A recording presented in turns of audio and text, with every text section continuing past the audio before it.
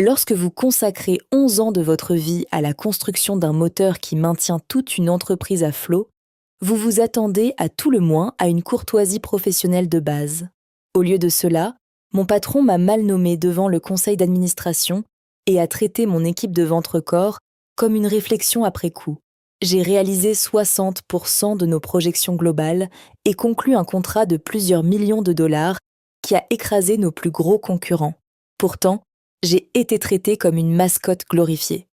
Ma petite équipe de 7 personnes a travaillé sans relâche parce qu'elle me faisait confiance pour les guider vers une réelle croissance et stabilité de carrière.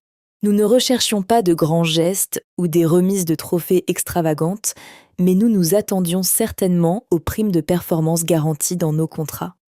J'avais toutes les promesses documentées dans des courriels et des messages textes.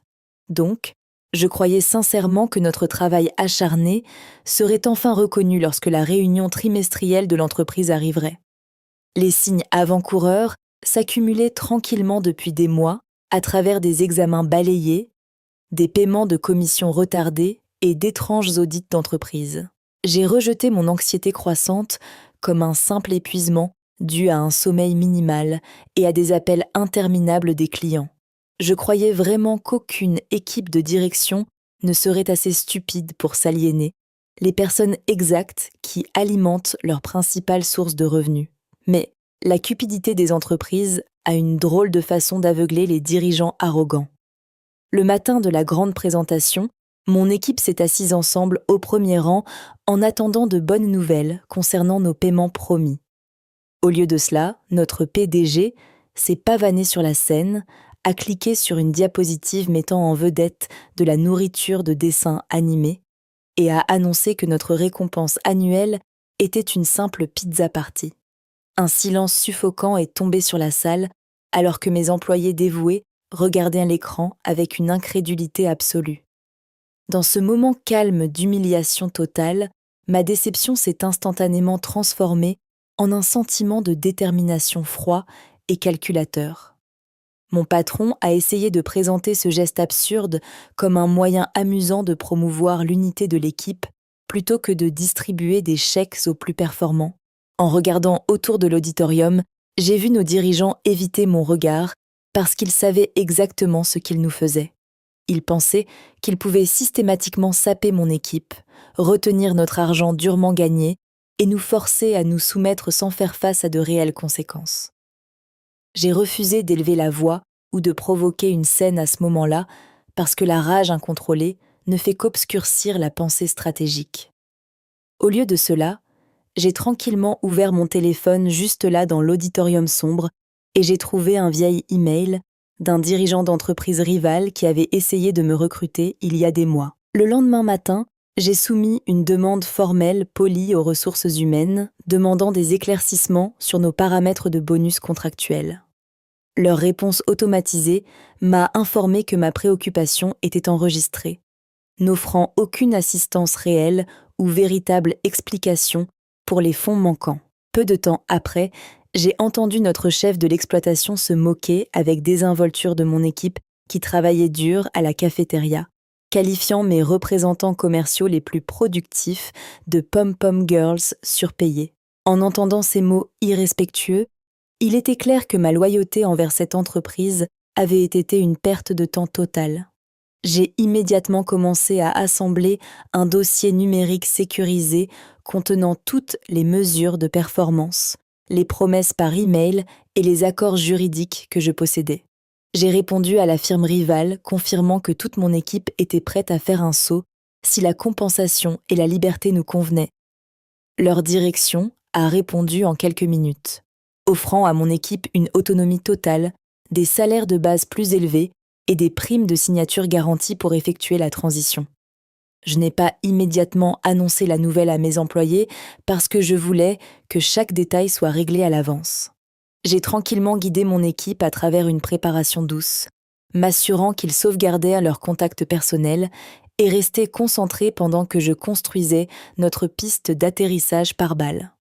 Lorsque notre portail de rémunération a soudainement été protégé par mot de passe et que ma commission trimestrielle a été arbitrairement réduite de près de 40%, je savais que le temps pressait.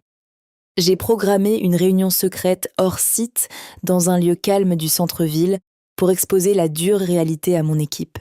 J'ai joué les conversations enregistrées, leur ai montré les documents financiers modifiés et présenté l'incroyable offre ferme qui nous attendait chez le concurrent. Sans un seul instant d'hésitation, chaque membre de mon équipe a accepté de sortir ensemble sur mon signal. Ce soir-là, j'ai finalisé ma lettre de démission officielle et réglé un minuteur de livraison automatisé pour le vendredi matin à 10h. Sorry. Mon discours pour la prochaine réunion à l'échelle de l'entreprise a été méticuleusement répété dans mon garage jusqu'à ce que chaque mot atterrisse avec une précision absolue et une clarté juridique. J'ai organisé chaque document de transition client et pré-rédigé des courriels de sensibilisation chaleureux à déclencher 30 minutes après notre départ officiel. La stratégie était totalement hermétique, ne laissant aucune place aux violations de non-concurrence, aux violations de non-divulgation ou aux litiges de propriété intellectuelle. Les membres de mon équipe ont également préparé leurs lettres de sortie personnelles en les chronométrant soigneusement pour qu'elles touchent les ressources humaines en succession rapide juste après mon annonce sur scène. Quand le vendredi est arrivé, je suis entrée dans l'auditorium vêtue d'un costume tailleur pointu et me tenant avec un sang-froid absolu. Notre PDG a pris le micro en premier, se vantant des bénéfices records de l'entreprise tout en prétendant que ces chiffres massifs étaient le résultat des efforts généraux du groupe. Il m'a ensuite appelée sur scène, s'attendant à un discours d'acceptation poli sur la synergie et la culture d'entreprise de la part de son meilleur producteur. Je me suis approchée du micro, j'ai regardé directement dans la caméra et j'ai sincèrement remercié mon équipe pour son éthique de travail et son intégrité inébranlable. Ensuite, j'ai tourné mon attention directement vers les cadres assis au premier rang et leur ai expliqué que la véritable loyauté passe par le respect mutuel. J'ai calmement annoncé ma démission immédiate, révélant que toute mon équipe principale avait également soumis sa démission pour rejoindre une entreprise concurrente qui appréciait notre travail. J'ai clairement indiqué que le pipeline de clients actifs de 18 millions de dollars que nous avons construit entrait immédiatement en vigueur avec nous. Regardant mon patron droit dans les yeux, je lui ai dit que sa soirée pizza bon marché avait officiellement coûté à son entreprise toute sa fondation de revenus. J'ai placé le microphone doucement sur le podium, me suis retournée et j'ai descendu l'allée centrale vers les portes de sortie. Au moment où j'ai atteint le parking, les membres de mon équipe sortaient déjà du bâtiment avec leurs affaires emballées. Des cadres paniqués ont commencé à courir dans les couloirs, alors que les avis d'annulation des clients et les demandes de transition des concurrents commençaient à inonder leur système. En quelques heures, les départements adjacents ont commencé à paniquer et le conseil d'administration de l'entreprise a convoqué une session d'urgence qui a finalement conduit à des licenciements de cadres. Lundi matin, toute mon équipe s'est réunie dans notre tout nouvel espace de bureau d'angle au centre-ville, bénéficiant de réels avantages d'intéressement et d'une totale liberté opérationnelle. Mon ancien employeur a vu ses prévisions de revenus chuter de moitié du jour au lendemain, prouvant que profiter des gens qui travaillent dur a toujours un lourd tribut. Le véritable leadership consiste à protéger les personnes qui bâtissent que votre succès, et non à les sacrifier pour la cupidité à court terme des entreprises.